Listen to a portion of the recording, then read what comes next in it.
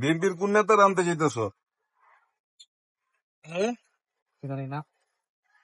মির্জা ফখরুল খন্দকারকে? এখন যাবো এয়ারপোর্ট। পাশে থাকা বিএনপির নেতা রিসিভ করতে আমরা যাচ্ছি এখন এয়ারপোর্ট।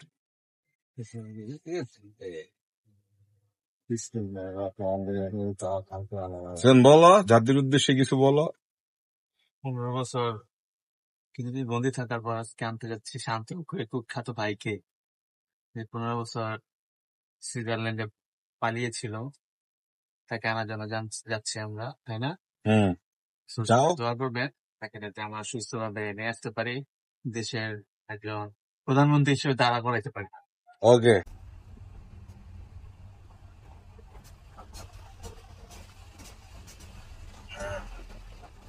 আমরা এখন ইউটার্ন নিয়ে নিলাম।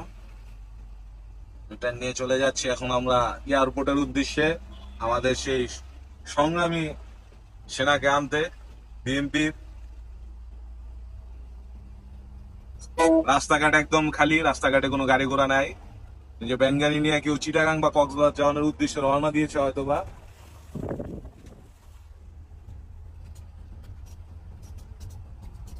পুরা রাস্তাঘাট একেবারেই খালি।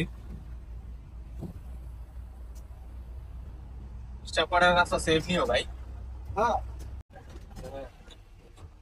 আমাদের সিদ্ধিরগঞ্জে নারায়ণগঞ্জের খুব ব্যস্ততম একটা জায়গা আজকে একদম খালি, থমথমে পরিবেশ, গাড়ি ঘোড়া সব বন্ধ।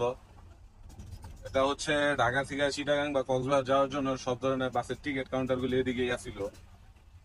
এখন দুইটা একটা গাড়ি ছাড়া তেমন কিছু নাই। ধ্বংসযজ্ঞ চলেছে।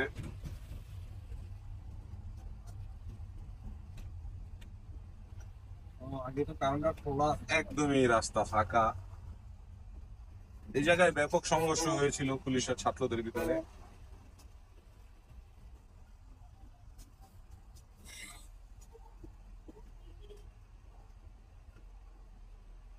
আমরা ঢাকা চিটাগাং হাইওয়ে রেখে এখন আমরা স্টাফ কোয়ার্টারের দিকে চলে যেতেছি। সব জায়গায় একদম থমথম একটা পরিস্থিতি।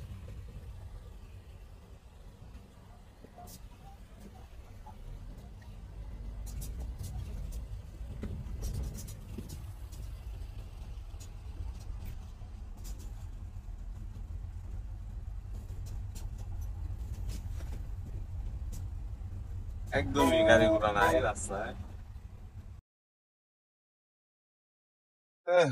এই জায়গায় আগে গাড়ির চাপে, মানুষের চাপে হাঁটাই মুশকিল ছিল। আজকে এই জায়গায় একদমই খাইল্লা খাইল্লা। Demra staff quarter.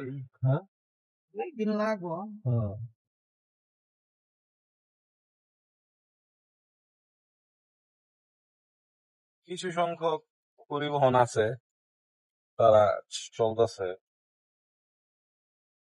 কিছু সংখ্যক গাড়ি ঘোড়া চলাচল করতেছে।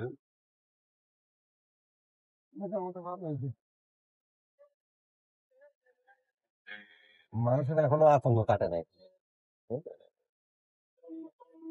আমরা এখন বনশ্রীর দিকে অগ্রসর হচ্ছি। মানুষের উপস্থিতি একদমই কম।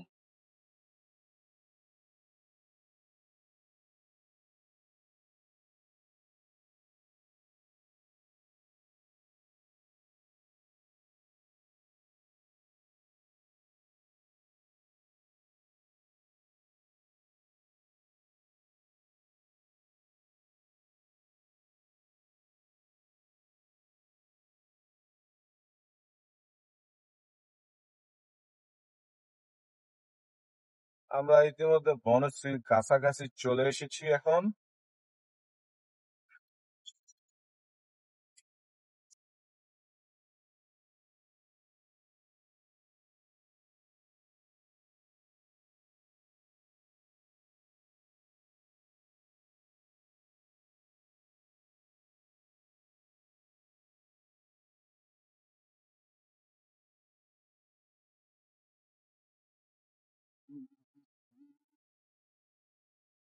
মেরাদিয়া বাজার,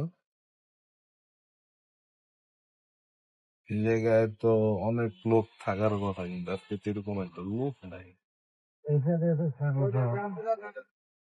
ও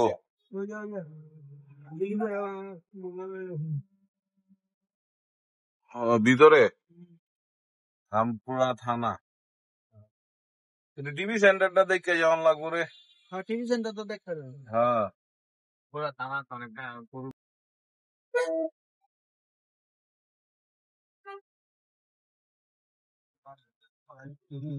বঙ্গবন্ধু ভাস্কর্যটাও ভেঙে ফেলছে বিক্ষিপ্তকারীরা।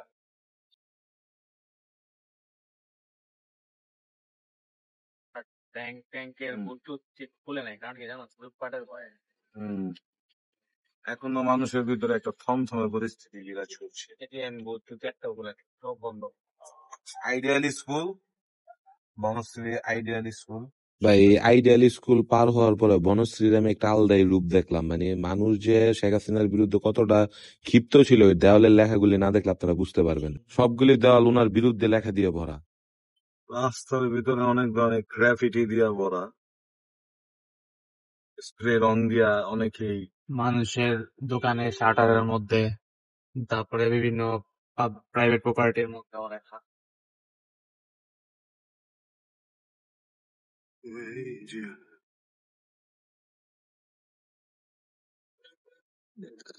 সব লেখাও ঠিক আছে, বাট কিছু কিছু অনেক অশ্লীল লেখাও লিখছে, তো ঠিক না। তো আমরা এখন রামপুরা টিভি সেন্টারের একদম পাশ দিয়ে যাচ্ছি।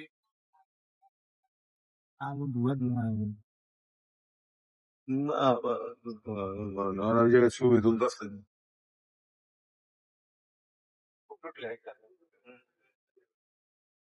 নাচতে দিলে যান, আলামিন ভাই আপনি নাচতে দিলে যান, একটু দেখতে দেখতে যাই।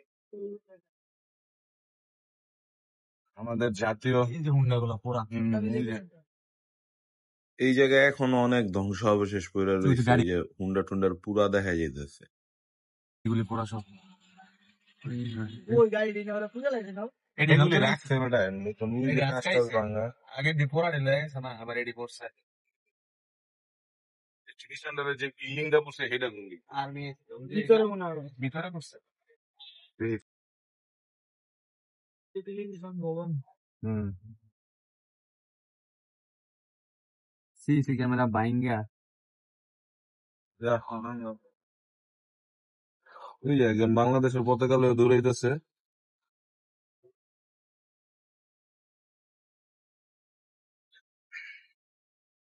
no, আমাকে no,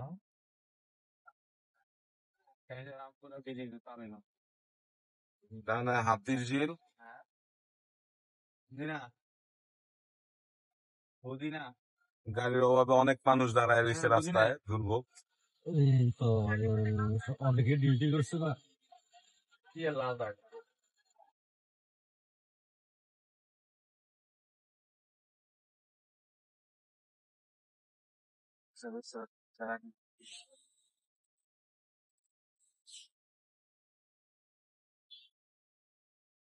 এক দফা দাবি, সবারই এক দফা দাবি। সব দেওয়ালে এখন ঢাকার এক দফা দাবি।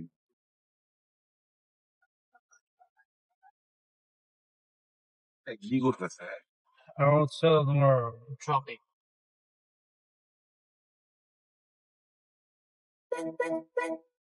বুঝলো কেন ট্রাফিক পুলিশের কষ্ট করিও ভাই। গাড়ি কম তো, ঠিক আছে, গাড়ি তো কম।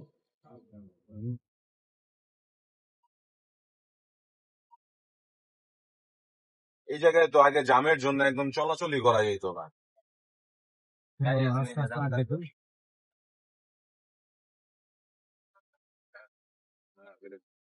মানুষ পারাপারের সুবিধার জন্য ছাত্ররা ভালো ব্যবস্থা নিছে।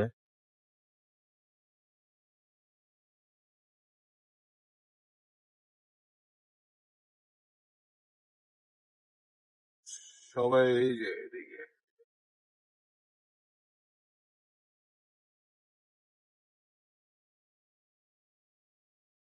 Rack university.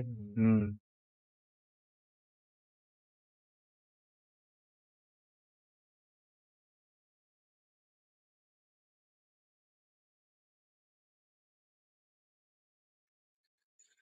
এই পুলিশের গাড়িটা কি পুলিশের গাড়ি নাকি না পুলিশের গাড়ি চাপা।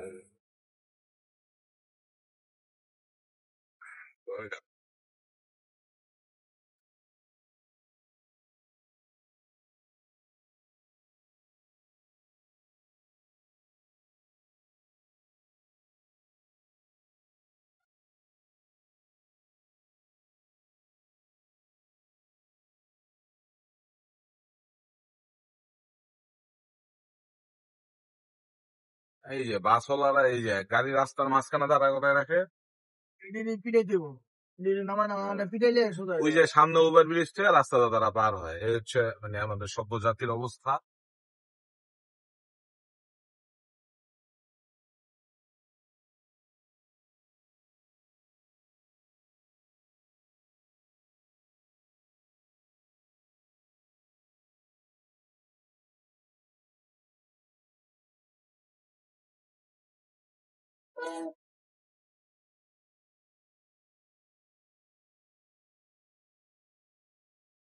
বিল্ডিংটা জানি কিসের এই যে এটা হলো এম্বাসি, ইউএস এম্বাসি।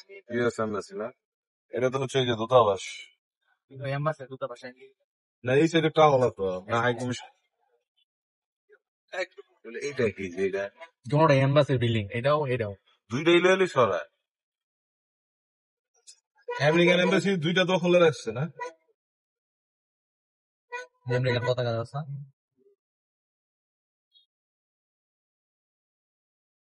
এই যে কি লোকজন আছে তারা না পলায় নাকি তারা আবার আমেরিকা চলে গেল ভয়। আমরা এখন রাজধানীর একটি গুরুত্বপূর্ণ জায়গায় আছি।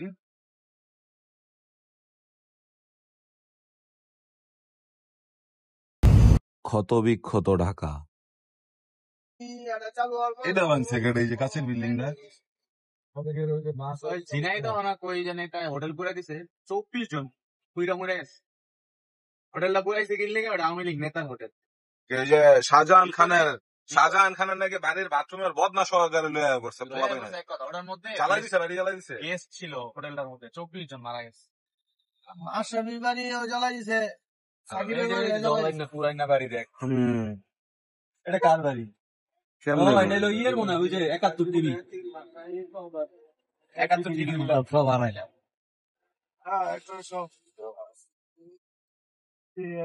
একজন ছাত্র ভাই রাস্তা ক্লিয়ার করতেছে বেশি দলীয় গরম দিয়ে গেছে। হাতে লাঠি নিয়ে গলায় আইডি কার্ড ঝুলিয়ে বীর যোদ্ধা। ওই যে আরেকজন বিশাল এক কাজ ছিল, মাটির নিচে থেকে তার নিব, এই সব কাজ আটকে গেল। শুরু হয়ে যায়। কাজ আটকাবে কাজ খুলবে।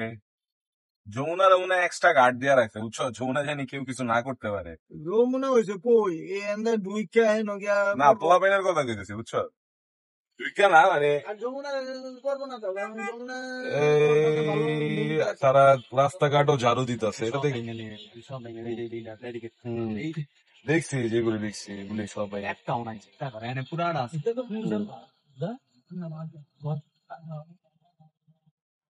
এই এক দফা ইউনিয়ন বেচা লাইছে।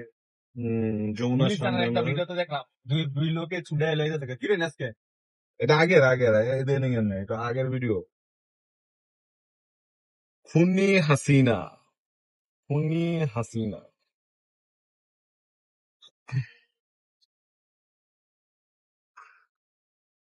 আলামিন বন্ধু কি অবস্থা ঢাকার দেখছো? মন্ত্রী তন্ত্রী একজনের বুদ্ধি নেই। এই যে দেখেন সবাই লেখা রাখছে কিলার হাসিনা একটা গান ইন্ডিয়ার খুব ফেমাস হয়েছে। না, ওই যে কালকে দেখলাম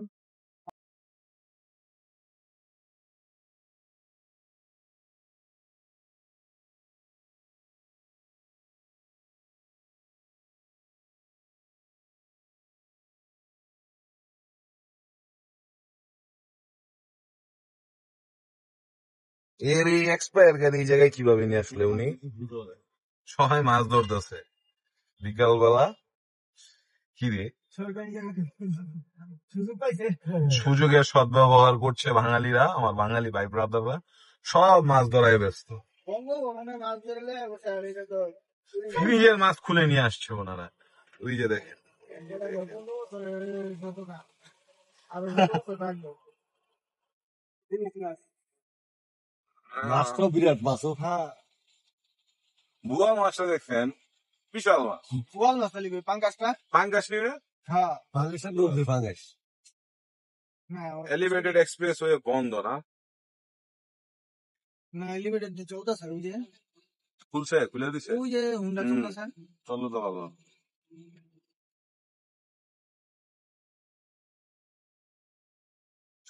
এদিকে গেলে পূর্বাচল 300 ফিট, কিন্তু আমরা এখন যাবো এয়ারপোর্টে আমার সেই সংগ্রামী ভাইকে নিয়ে আসতে,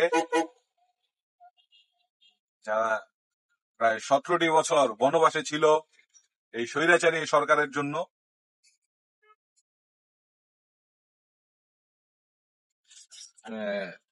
ইসের ভিতর দিয়ে গাড়ি চলতেছে, উন্নত পাইছে। এলিভেটেড এক্সপ্রেস হয়ে। সোনাগা সিলেট আগে কেউ নাম দিত না, বরিশাল এখন সুমন। সব খারাপ। প্লেন একটা উঠতেছে দেখলাম, ওই যে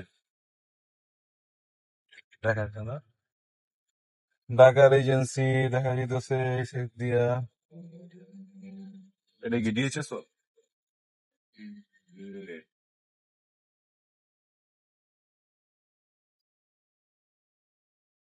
সুমনে বলাই যেগুলো সুমনে না স্বতন্ত্র ছিল কোন সুমন? পরে সুমন ওরা ও বললো না তো, এই যে 2 দিন আগে কইছে, মানে গতকালকের আগের দিন কইছে তোমাদের কোটা আন্দোলনের দাবি মেনে নেওয়া হয়েছে, এখন তোমরা বাসায় ফিরে যাও, তোমাদের এক দফা দাবি যৌক্তিক না, আমার নেত্রীর বিরুদ্ধে আমি কোনো কথা শুনতে পারবো না। বুঝতে পেরেছো?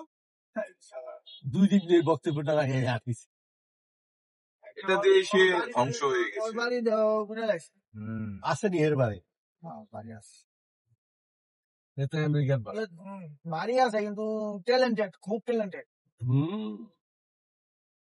সব টাকা পয়সা ব্যাংক ব্যাংক অ্যাকাউন্ট তো ওর নামে না দেখছো, এদিক দিয়ে যায়, ওদিক দিয়ে এলিভেটেড এক্সপ্রেস হয়ে হ্যাঁ, রাস্তাঘাট করছিল।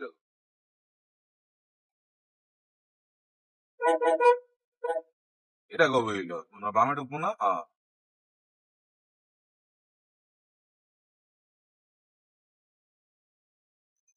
আচ্ছা, এই প্রজেক্টের থেকে ই বের করে লেয়া করছে না, আইনা পরে ভাঙা দিছে এই সেটটা। কেন কেন নিছে ওই যে এখনো আছে হলুদ ইরা।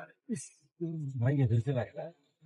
এটি না গেলে তো এটি জ্বালাই ধরনের কথা ছিল যাক আল্লাহ রক্ষা করছে। আমরা সেই চিরাচরিত এয়ারপোর্টে ঢুকতে আর্মির চেক। কটা বাজছে দেখ। কটা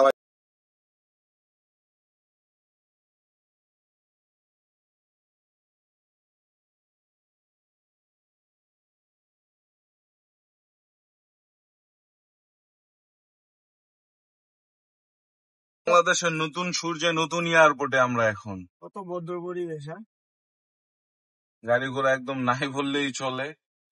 ইয়ার ওই যে ইটা কোন চত্বরে ভাঙছে রে? এই যে সামনে ওটার সামনে আসতে। ওই যে সাতারা ছিল না হ্যাঁ হ্যাঁ, এই সাতারা। সাতারাটা ছিল আচ্ছা, সামনে 1 মিনিট নীরবতা পালন করা উচিত। ওটার সামনে পার্কিং হারাইছে ওই যে হেরা খারাইছে খারাইয়া পরে ও স্বাধীনতার লোক এখনো দাঁড়ায় আছে, গ্রিল ব্যারিকেড ভাইঙ্গা। বঙ্গবন্ধু শেখ মুজিবের যে মেমোরিয়ালটা এই জায়গায় ছিল, যেটা ভাঙা ফেলাইছে গতকালকে, ছিল এনে আঙুর ছিল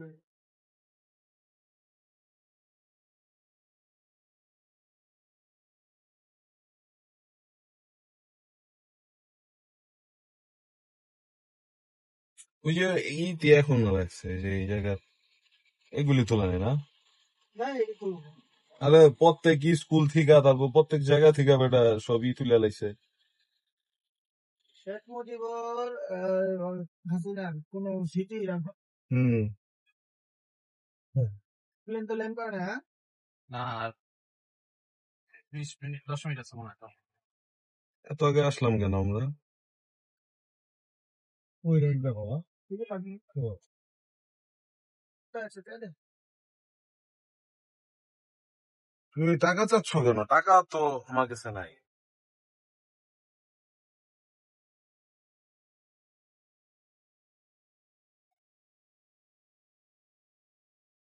ওই এদেরকে দিতে হবে তো 100 না? হ্যাঁ, এই যে নাও। চাইলাম 100 জন 500 নিচে হ্যাঁ 15 করে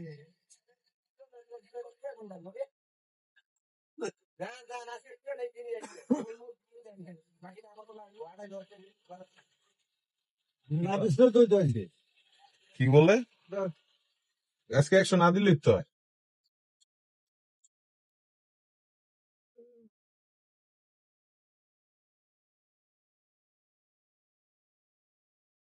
এখন তো নিচে দিয়ে আসবে প্যাসেঞ্জার। সবসময় তো নিজে আসে। আমরা না দিলে নিচে উঠবে।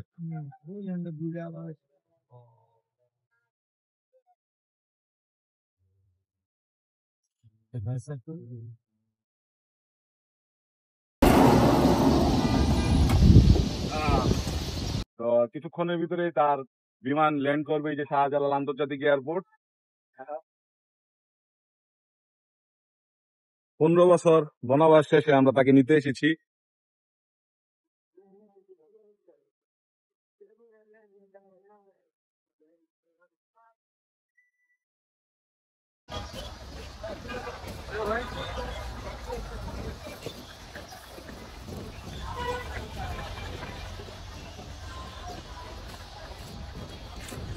এয়ারপোর্টে একদমই গাড়ির সংখ্যা কম, যাত্রীর সংখ্যাও কম।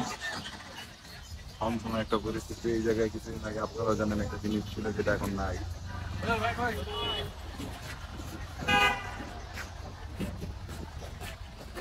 এয়ারপোর্টের ভিতরে অনেক কর্মযজ্ঞ চলতেছে এদিকটা। ওই যে তৃতীয় টার্মিনাল, যেটা চালু করার আগে এই খালামণি দেশ ছেড়ে পালিয়ে গেলেন পদত্যাগ দিয়ে।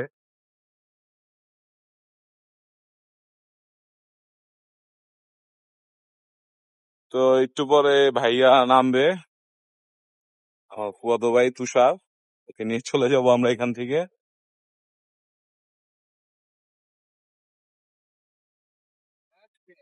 আমাদের জাতীয় পতাকা সবুজের মাঝে লাল, সেটা আমাদের গর্ব, স্বাধীনতার প্রতীক। তো 2024 সালের 5ই আগস্ট আজকে আবার স্বাধীন আকাশে স্বাধীন পতাকা উঠতেছে আমাদের। তো এটা আমার কাছে খুবই গর্বের একটা সময়।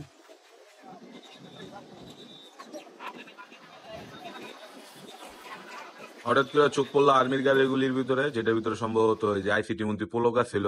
তার পাশে এক বাদামওয়ালার সাথে এক ভাই কথা বলতেছিল, ওদিকে কান গেল। তারপরে ভিডিওটা ওদিক ঘুরাই দিলাম আমি। আমি গরিব মানুষ, বাদাম বেচে খাই। আমার এই বাদাম বেচতে প্রতিদিন কটা একের জেলায় প্রতিদিন ওই দিন দেয় 120 টাকা, একজন জারোর তেল হয় 20 টাকা, সে গ্যাস পেলে 100 টাকা, সপ্তাহে 100 কত?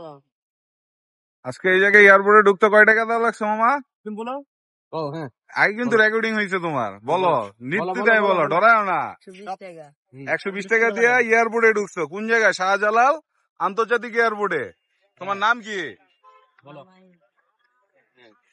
বাদাম বিক্রি করো ডেইলি কত টাকা তুমি? বিক্রি করি 1800-1900 টাকা। 1800-1900 টাকার বাদাম বিক্রি করতে পারো ডেইলি? যাক আলহামদুলিল্লাহ, ভালো। বাদাম বিক্রি করো। এখন এই এয়ারপোর্টে বাদাম বিক্রি করার জন্য তোমার প্রতিদিন 120 টাকা ট্যাক্স দেওয়া লাগে। বয়স কত ট্যাক্সটা তোমার? কার কাছে দাও? করিম। করিম। করিমের বাসা কোথায়? কোথায় বাড়ি? কোথায় বাড়ি? রেলগেট। ও কি সরকারি কোনো কর্মকর্তা? সরকারি কর্মকর্তা? তা কইতে পারি না, আমি লীগের নেতা? এটাও কইতে পারি না। সেটাও কইতে পারো না?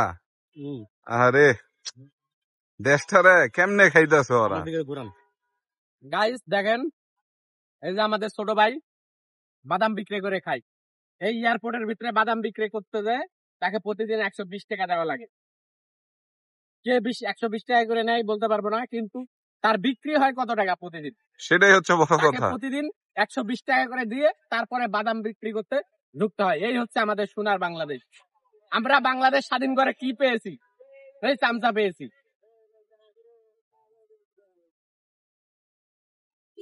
তোমার চেহারা দেখা গেলে কি সমস্যা হইব তোমার? পরে মার ধরবো, ব্যবসা করতে পারি। ব্যবসা করতে পারবে না এই জায়গায়, না? এই ভিডিও ছাড়তেও মনে করো যে একটা ভয়াবহ অবস্থা। কারণ আমি তো ভিডিও ছেড়ে যাবো আমার বাসায়। হ্যাঁ ভাই, আমরা আওয়ামী লীগ সরকারের থেকে দেশ স্বাধীনতা অর্জন করেছি, কিন্তু এই যে 120 টাকা করে যারা ট্যাক্স নিচ্ছে তাদের কাছ থেকে আমরা কবে স্বাধীনতা পাবো?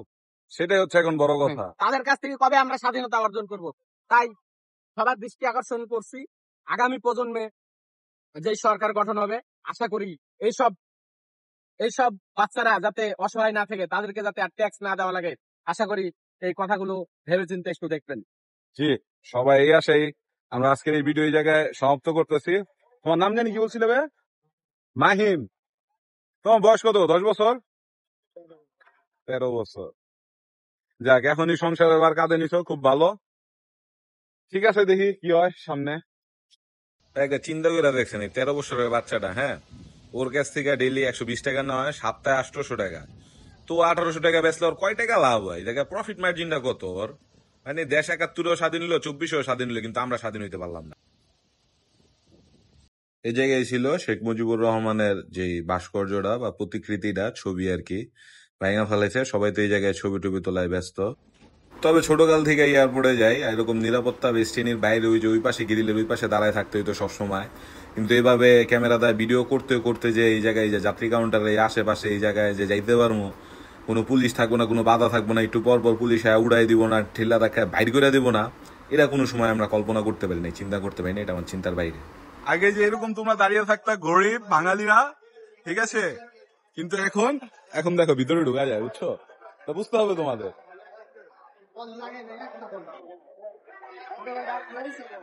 ঠান্ডা ঠান্ডা স্যার। হঠাৎ করে এই যে দুইটা পিচ্ছি মামুনিকে চোখে পড়লো, তারা বসে রয়েছে, কেউ আসবে সেই আশায়, হয়তো বাবা চাচা যাই হোক বিদেশ থেকে আসবে। আর আশেপাশে ঘুরতেছিলাম, ভিডিও করতেছিলাম মনের শান্তিতে, কারণ এই জায়গায় যেরকম ভাবে ভিডিও করতে পারবো, ঘুরতে পারবো, কোনো সময় কল্পনাই করি নাই। দুইটা আনসার ছাড়া তেমন কোনো মানে সিকিউরিটি গার্ড চোখেই পড়ে নাই, পুলিশ টুলিশ। এই জায়গায় একটা সময় ঢুকে এইভাবে ভিডিও করা খুব দুষ্প্রাপ্য জিনিস ছিল, সুযোগে করে নিলাম, ঠিক আছে। এই যে 1 নাম্বার টার্মিনালের এদিক দেওয়া হচ্ছে, সবাই বাইরে হইবো এখন। আওয়ামী লীগের লোক দেশ ছাড়ছে সিজন, আর বিএনপির লোক দেশে ফিরছে। দেশে ফিরছে। ওই জায়গায় আগুনটা কিসের লাগছে? আগুন কিসে রে? সেটাই তো কথা, বুঝতে পারি না।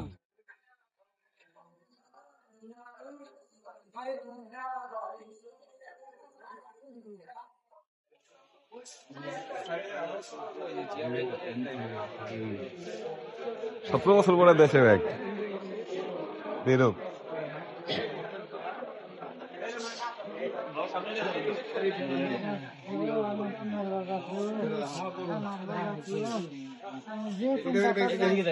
এই যে তুষার, এই তুষার এদিকে চলে আসো।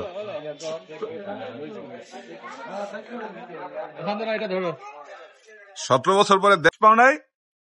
এই বিএনপির বিদ্রোহী নেতা বলো তুষার ভাই, কেউ আজকে ব্যাগ ধরে টানাটানি করে নাই? না। এখন আমরা এয়ারপোর্ট থেকে বাড়ির উদ্দেশ্যে রওনা দিয়ে দিয়েছি ইতিমধ্যে। 20 বছরে খুব বের করছে। 15 বছর হতো না ধরে। ওই তো তুমি 15 বছর ছিল না, কি বাস করে এটা বনবাসে, এই আওয়ামী লীগের জন্য। না, আওয়ামী লীগ সরকারকে উৎখাত করে দিয়েছি ভাইয়া, টেনশন নিও না। মিলিটারি হম, রয়্যাল বলে দোস্ত কত দি? Indian royal. সাভারে তো কইতাছে কেউ শিউস হইতে পারে না। ইন্ডিয়ান পুলিশ তো স্কুলে এটা গেলি বেটার এক্সপ্রেস না, এটা ছোটখাটো ওভার ব্রিজ করছে, ওভারপাস ফ্লাইওভার না, কুড়ি লাইনে মাত্র এয়ারপোর্ট পার হইতেছে। এই যে এয়ারপোর্টের মার্কেট, আল্লাহ জানে এটা কি করবো। এটা ই শপিং মল। সেটাই তো ওই যে সামনে। এয়ারপোর্টের পুরো তার সাইডটা বিল্ডিং এ। হম, ওইটা এই দুইটাতে কি করবো ওরা জানে।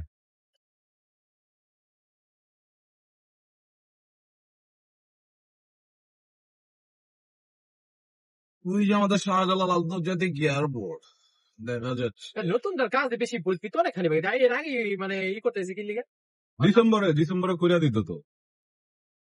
বাপের নাম দিতে দিয়েছিল হম, এর লেগে 3য় টার্মিনাল করা। না, বাপের নাম কেমন? আরে খাওয়া দে কেমনে বাপের নামে অ্যাড করা যাবে? এটা তো টার্মিনাল ওয়ান টু ওই অটো সারা টার্মিনাল 3 মানে তো বাপের নাম দেওয়ার কোনো ওয়ে নেই।